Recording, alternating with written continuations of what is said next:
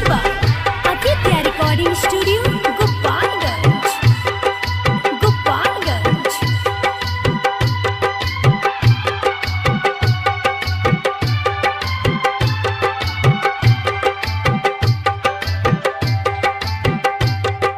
छोड़ दे हब पियल तो मुश्किल होई जियल हो। छोड़ दे हब पियल तो मुश्किल होई जियल हो। दिल से जे के चाहनी उहे खुशी छीन लीहल हो। ई गम हा सनम के दीहला हो, दीहला हो, दीहला हो।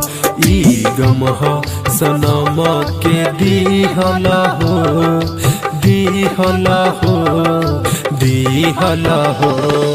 छोड़ दे हब पियल तो मुश्किल होई जियल हो।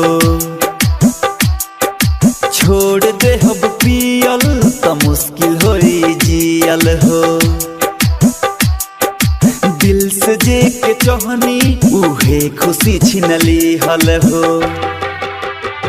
ई गम हा सनम के दीहला हो, दीहला हो, दीहला हो।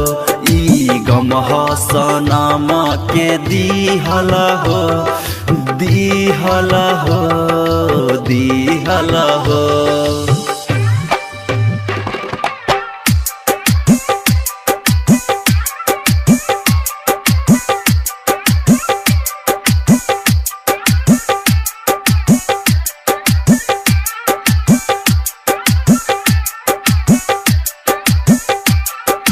Music Director Vikas Raj, Gopalpur.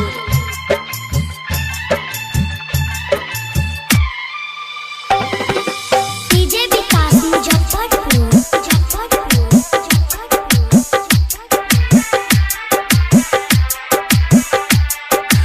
उत खुश बाड़ी पिया पास हो। हम जी बनी जिंदा लाश हो। उत खुश बाड़ी पिया पास हो। हम जी बनी जिंदा लाश हो। प्यार नया इलौन करास हो। दिल में छुरी मरली बन के खास हो। फाटल करे जवा के भइल कठिन सियल हो। दिल से जे के चाहनी उहे खुशी छीन लीहल हो। ई गम हा सनम के दीहला हो, दीहला हो, दीहला हो। ई गम हा सनम के दीहला हो, दीहला हो, दीहला हो।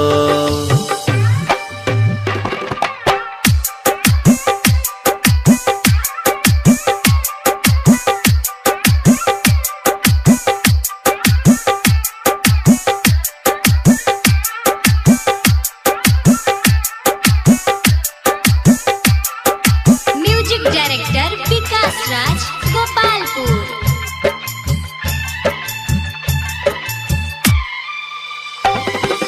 DJ Vikas Muzaffarpur, Muzaffarpur, Muzaffarpur.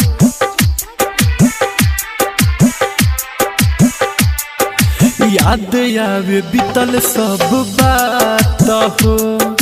पीह बिस्की रम सारी रात हो। याद आवे बीतल सब बात हो।